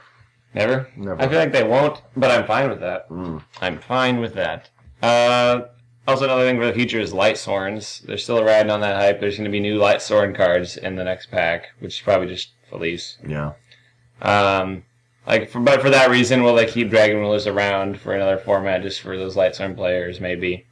Maybe that's another reason to give us Honest and Rhoda. Maybe Charge will go to 2. Just kidding. Oh. Please don't. Ban Charge, Rhoda to 3. Yeah. I like that. That's funner. Rhoda to 2 first. So we can see how the terrible things that'll happen first. And then there's this Pendulum Monster. That's the next thing. Yeah. Thing I've heard from multiple places is they're going to ban anti-spell fragments. I've heard that multiple times. You know, that would be kind of funny. Because it will get to a point when anti-spell fragments might seem like a staple. You might start citing that and everything. Yeah. Like, oh gosh, there might be left-offs, so I should cite this. At the same time, it's answerable, but then this is one of those cards that has a strange, like, dysfunctional aspect to it, where you can't use the card that's meant to be an out against it. Like, you can't MST this card. You can't MST it. Can't do anything. It's kind of ironic. It's the same as Skill Drain. Like, generally you want to destroy cards with monsters, but you can't because they have Skill Drain. So you can't destroy Skill Drain because it prevents itself from being destroyed. Another card that I wish would get limited to 1. But they've had way too many Skill Drain. Skill Drain? Yeah. Skill Drain isn't at 1? It's a 3. Dear God. Why is it at 3? That's a card that they've had so many opportunities to limit to 1 and they haven't, that I believe it'll never go to 1. I don't see it enough, but when I do, it's like, oh, Skill Drain. That's stupid. I lose to it every time somebody's playing it. Yeah, that's understandable. Like, that's what happened to me on Saturday at Locals. I was playing Lightsworn Rulers. I walloped everybody. And then I played Blackwing Player, maining Skill Drains. I auto-lose game 1, of course. Game 2, don't draw MST, lose game 2. And that was it. I was like, there it goes. Like, I didn't win because of Skill Drain. I was so close. I got him down to nothing but his Skill Drain and his... And he was running Kaiser. That makes it so much more difficult. Oh. That means my only main deck out is not an out, which is Dragasack, because I can't summon it. Yeah. But game 1, I had a JD, and all he had was Kaiser and Skill Drain. And then on his next turn, he uses like a Zephyros play to summon Leo. Because he draws the like Steam.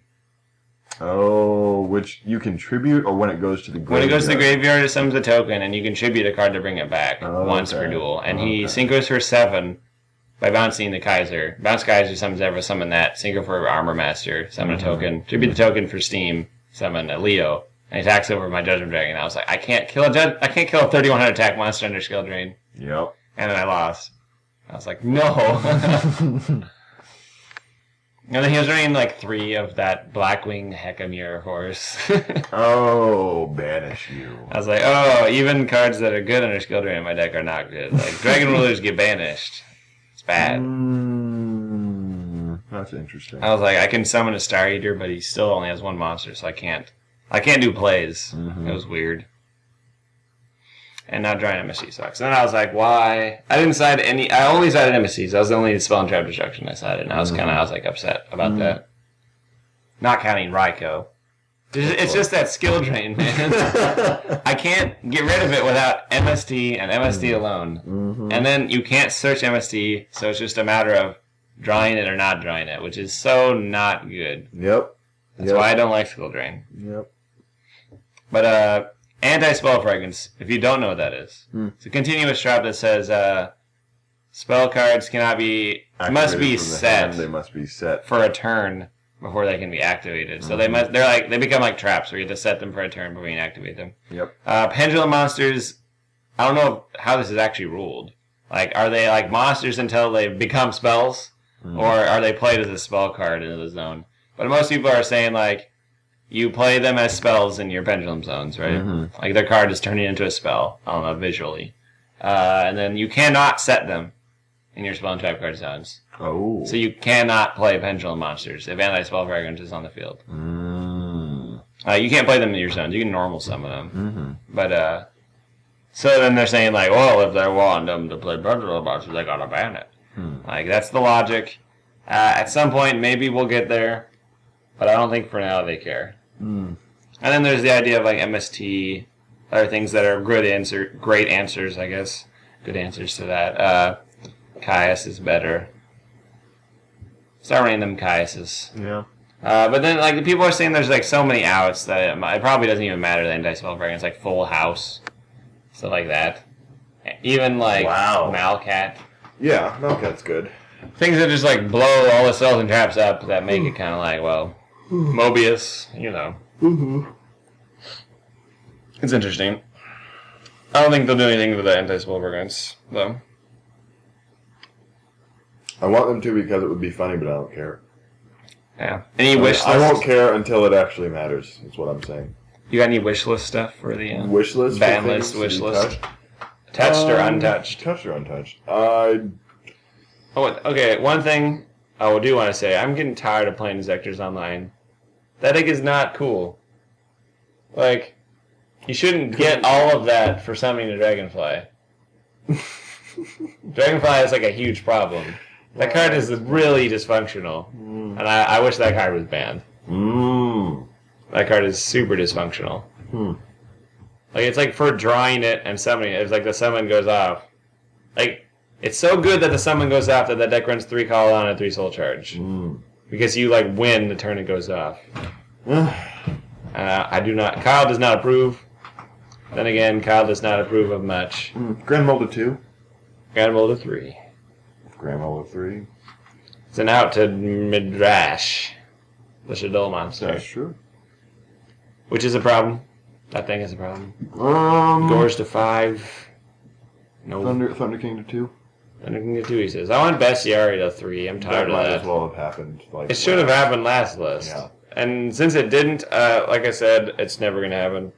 And they're going to prove me wrong because I said that. Well, they did just release the Battle to Beast monster. But you'd think they'd do it like... Before, in anticipation of? Yeah, you would think they would do that. But last ban list was like... It was minimalist. It was all over the place. Yeah, I don't know. I mean, imagine them just doing one thing, this ban list. Like a minor tweak. If they did one thing, what would they do? Chaos Emperor Dragon to 1. That's all I get. That's funny. That's funny. If they did one thing... Go. If they only did one thing, I think they'd make it worse. I'm going to say they would probably put Soul Charge to 1 if they did one thing. That's the one. So, Soul Charge, interesting, because I don't think Soul Charge would be touched. I feel like it's not. I don't think it would be touched, and I don't think it's worth touching right now. Like, nobody is like, oh my god, Soul Charge and win. Yeah, it's just not egregious enough at this point. Like, Gear and win is a thing. Oh, yeah. Like, almost every time. Yeah. And it's dumb. Unless you're playing, like, an equally broken card set, and, like, you gear to try and win, and then you don't win, and then someone does... They flip their gear. Random thing, yeah. They flip Sanctum. Yeah. Like Sanctum and win. Boom, boom, boom, boom, boom, stop. Boom, boom, boom, chicka boom, boom, boom. Ow, ow, ow. But if they did one thing and they did Soul Charge, that would be almost equivalent to doing nothing. It would be equivalent to doing nothing because it'd put things back to where they were before Soul Charge. I'm fine with the hands being around. Infinities wouldn't have... Infinities would just go back to nobody caring about them. The pit from whence they came. Get out. Yep. Yeah, that'd be great. Why isn't there Soul Charge Dark Worlds? Would that work? Why? Do you want Armageddon Knight? Yeah, sure. Sure. I don't know. Just I seems don't know. like a fun thing. Is there enough things to bring back that you want to do that? I don't know. I don't know. He just doesn't even know, man. That's like soul charging things back into your hand. Sometimes you have to create the play for the deck, or it doesn't make sense. Like, it's like Monarchs. You have to create the play for Soul Charge in that deck, or else it doesn't make sense. Like, why would you run it in this normal summoning deck? But Swap Frog and Caius with Soul Charge, that's good. Because you bounce the Caius. Normal summon on the Swap Frog. That's true. And you can Swap Frog's effect. I like that. And you normal summon Doom Frog. Because you can. Oh yeah, I was playing Monarchs this week. What I was doing. Frog Monarchs. Oh yeah. With the Monarchs from 4th? No, I was not using that just because I wanted to go into Rated. Oh, okay. Well, we can take Light Sworns in there now, I hope. I'm looking forward to that. We can run that dude. A dude, yo. Mr. Lightning. Yeah. I might try to do a similar build to the one dude. Since now I'm trying to like separate the two ideas, the Chaos Dragons and just Light Sworns, the two decks. I might start doing like a Diablos with Rainbow Kribos kind of style instead of the more chaosy build. And then I'll make like a Chaos build, which probably just won't run Judgment Dragon. You should run like one wolf. No. You should do it. I'm tired of bad hand. Have you run wolf since you've run Needlebug Nest? Yeah, that was like the first thing I did. And Raiden? No, I haven't run that. It's ridiculous, man. I guess. Like, at least one. Just give it a try. Even if you have it, it's not that big of a deal. I don't want to run wolf. But end phasing wolf and needlebug nesting wolf, it like always happens. But the thing is... What? It's just a card that doesn't actually do anything. It actually does do anything. It's like a free your turn summoning of a rank 4 or an 8 synchro. I'd rather run like the baby dragons. Yeah, baby dragons. Synchro for 8, add the other one. Whoa, that's like almost as inconsistent as a random wolf. Is it? Yeah, because you have to force things into the graveyard. And what are you going to run? 2 darks and 1 light, maybe? Yeah. Then you have to draw the dark. You can still summon Minerva and search the light one. But then you have to have milled the dark. It's like the same thing. Huh? Well, you're running other darks, obviously. I would be running Necrogardna and Bandit. Okay, that's true.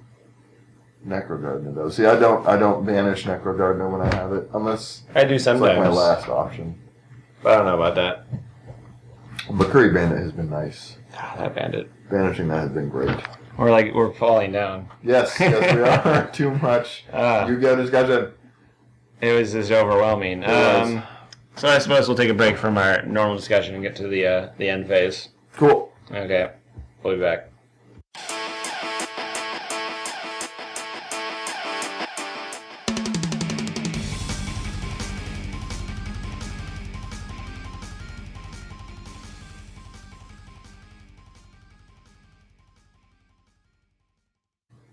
We're back. We had a comment on our Facebook that I thought was... worthy of discussion. Definitely. Oh, yeah, by the way, Justin's not here. No. That's funny. Let's see, where is He's doing moving shenanigans. Yeah, he had to move. Which pretty much got in the way of us doing it last week, too. Ironically. Week. I've been posting some Lightsworn stuff on our social media just because Lightsworns came out, so I figured I'd refresh everyone's minds of the things that we have on our site. Lots of awesome stuff that Kyle wrote. Writing. And Abdulaziz posted, the question is, Mathematician, Card Trooper, or Curry Bandit for Lightsworns? Yes.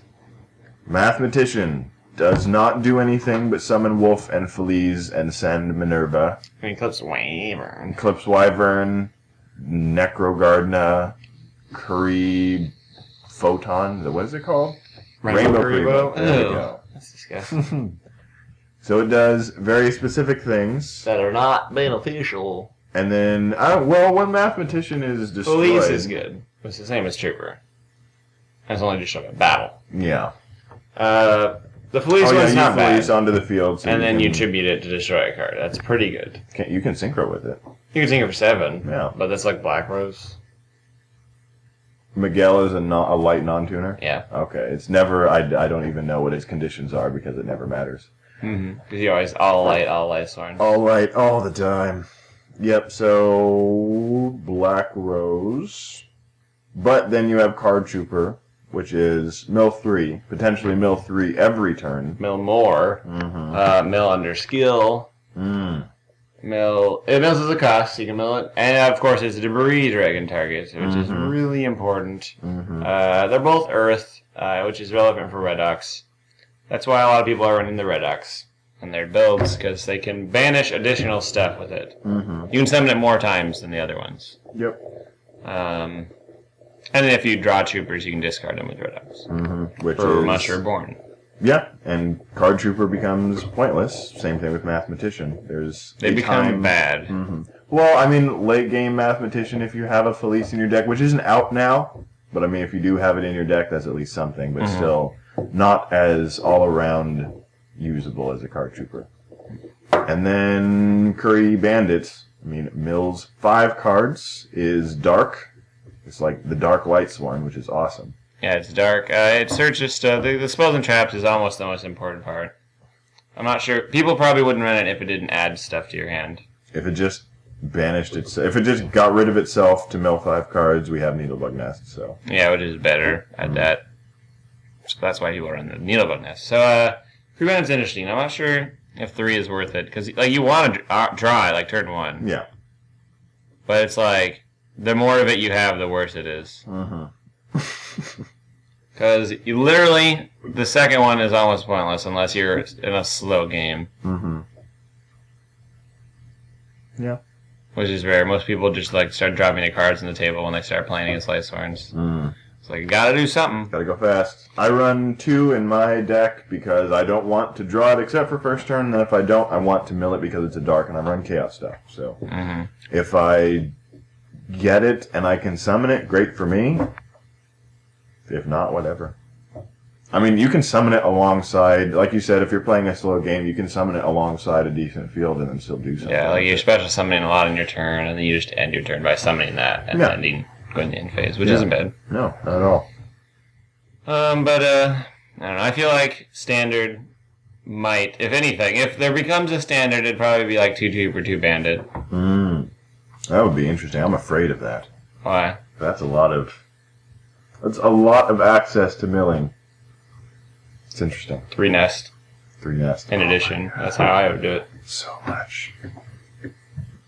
It's yummy delicious. I always worry about like not being able to draw decent stuff when I mill this much. I mean, you have big dragons, so it's different for you, but I have like Lightsworn monsters, like 2 Chaos Sorcerer, 1 BLS, and then 2 Judgment Dragon, 1 Diablos. So it's like and then Dragon Rulers, which I don't really ever want. I want to draw one of those like 6 cards, which is hard when you're milling so much. That's true. No. Or Lumina. I always want Lumina. I always shuffle back all but 1 Lumina with Michael. Oh yeah, Michael, that's right. Just because I want to draw it more, so I shuffle them back a lot. That's funny. But prepare yourselves for Lightsworns. People are going to play that deck. Do you know how happy I am that I put Dagesta Emerald in? It's really good. It's great. It Summon it all the time online. Awesome. Just BLS, Judgment Dragon, Diablos, back in. I love detach like Eclipse Liver and shuffle back Desert Dragon. That's good. That's the best. So good. I love when I was playing some online. I thought it was hilarious. Like I set Eclipse Wyvern, and then they just set him on because I had like a terrible hand. I was like, oh, that sucks. I opened all my Eclipse Wyverns, so I set one, and then ended my turn. And they set a monster into their turn. I was like, okay. So I flipped it and attacked, and then it killed their monster. I don't remember what it was. And then I think I summoned the other one. I just like ended my turn, and then they didn't do anything, and so I just summoned like a Star Leash with it, and I was like, there we go. Man, banish 2 Judgment Dragons, draw a card. I was like, that's fine with me. Pretty good. I just thought it was really dumb. Things that turned out better. But by the way, Lightsworns aren't sacky. Stop saying that. I'm tired of it. Some guy was like, oh, I heard Lightsworn players are like terrible when I was playing it. I was like, of all of the people that you could say that to, I am the worst person to say that to. You can't just tell me Lightsworn players don't have any skill. Like, we have meticulously gone through this deck. Yeah. Several, 100 iterations between us. Like, there's no way we understand it way too much. It's almost boring. I understand if I'm going to activate this card because there's probably a wolf on top of my deck, and that seems sacky to you, but for me, it's just I've seen all of the cards that I've milled, and I know how many wolves I have, and I know how many cards I'm about to mill right now. I know whether or not I can guarantee there's going to be a wolf there. Yeah, and then the idea that it's sacky was just your deck is built to feed off of milling. So it's like if you just mill, your deck will respond by doing well no matter what. It's not like we're getting lucky and milling the right cards. It's that there's not anything that's like a bad mill in the deck. That's true. You just can't mill bad. So it's as soon as you've milled, you're going to do good stuff. It's not like I'm sacking you. You just have a bad mentality. That's like all it is. When you've built a machine to do one thing and it starts to do that thing, you can't really be surprised that it's good. That's what you built it to do. Yeah. I mean, there is instances where you get really sacky mills, I guess. It's like a better than normal mill where it's like you milled all the good things. Oh, Minerva is instrumental in stuff like that. It's so fun. Because it's like, oh, you mill 4 cards with Raiden on turn 1, and it's like Wolf, Minerva, Eclipse Wyvern, and then, I don't know, like a Dragon Ruler or something. And then Minerva mills like another Light Sworn. And then you have like 3 Light Sworns. And then as soon as Raiden goes to the grave, you have like 4. And you're like, yes, good. One thing that I hate, though, is like you do a mill on your first turn, you mill like 3 names. The opponent's like, oh gosh, that's so good. My thought is like, that doesn't do anything. That's like a bad mill to me. It's like, I don't even care. Yep. Like, that mill is completely unfunctional. I gain no advantage from that mill. Unless you have a Judgment Dragon in your hand, it doesn't matter. Yeah. One thing that people need to get into their minds is that stopping them from getting 4 names is like a joke. That's not like, it's not sacky if they get 4 names. They're going to get 4 names. You want to stop them from doing everything else. Yeah. That's like not a problem for the deck, is getting 4 names. But people like seem to think that it's like really good when they start milling names. Like, I don't care when people banish my names. I care when people banish my attached Eclipse Wyverns. Yeah, the Eclipse Wyverns and the Dragon Rulers. I care when people... no, I don't care when people summon Abyss... whatever it's called. Dweller? Abyss Dweller, yeah. It's alright. There's instances where it'll work. That's true. That's true. Never early. Abyss Dweller First early. turn Abyss Dweller, does terrible anything. idea. Yep. Yeah.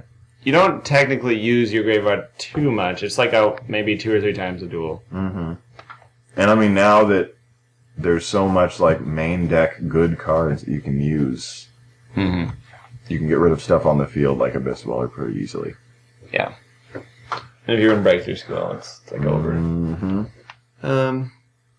Like, gosh, if the deck's running Needlebug Nest, it's not sacky anymore. There's no way they can sack you now that they're milling 5. They get what they want, and you're going to deal with it. Now you're going to play against the deck. Like, just don't expect them to mill bad. I see the number 23 on my deck, like, first turn, maybe, like, second turn or whatever, a lot.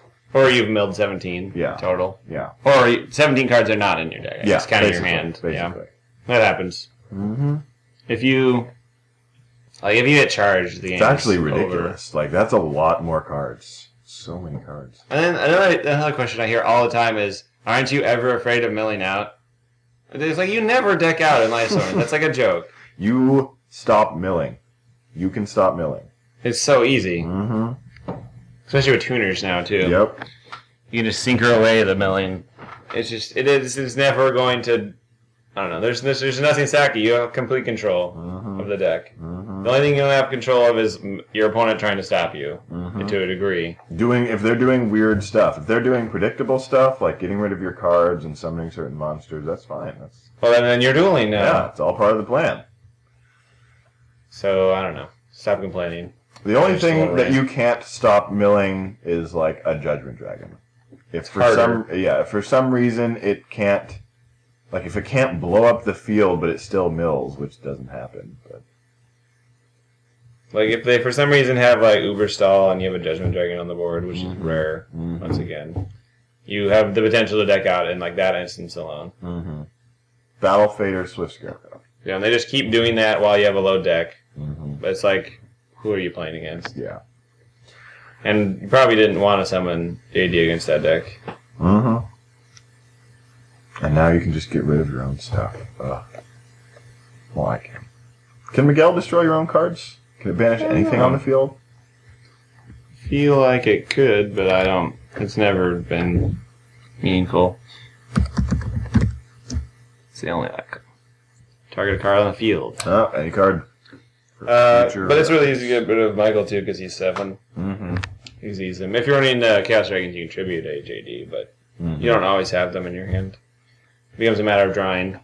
But that's another way to get rid of a JD. You can get rid of one in 2 turns by bringing back a Dragon Ruler and having it bounce. Mm-hmm. Very true. But yeah. Another Lightsworn discussion here on the Lightsworn podcast. Yes. Thank you for listening. I'm Michael Lightsworn Arc. And I'm Michael Matthew Lightsworn Arc. But, so check us out. YCG Podcast, or Lightsworn Podcast. I'm just kidding. YCGpodcast.com. We post the podcast up there. We post weekly articles and other articles. You can go to the forums, check us out, comment, rate, subscribe. Just kidding. Just comment. Talk about anything you want. Comment on the articles. Comment on the podcast. Ask questions like anything else you want to know about anything. You can also email us at email@ycgpodcast.com or our respective names at ycgpodcast.com. Absolutely. Matt, Kyle, Justin. With an E. Justin with an E. Justen. Yep. Facebook. Twitter. Google+. Google+. Absolutely. Facebook, Twitter, Google+, YouTube. Check us out there. Yeah. Yeah, I don't know what we'll do next week. It'll be a surprise. But we'll be here. We will be. And we'll be talking about Yugioh again. Yay. Thanks for listening, guys. See you next time. Later.